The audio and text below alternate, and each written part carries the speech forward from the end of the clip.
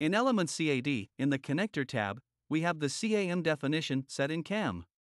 We can remove it and use any drilling pattern here.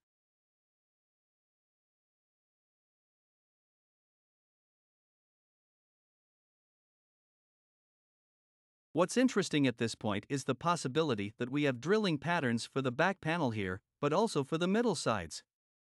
Here we have the same structure, and here we have a folder named Back Panel.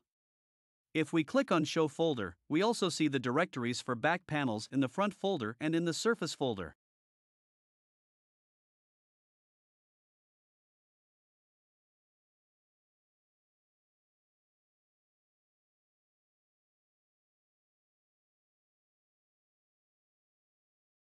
Now, if I go to the back panel and open this file here, we can see that now in ElementsCAM here nothing is displayed. We also see here that no operation is visible in the structure tree.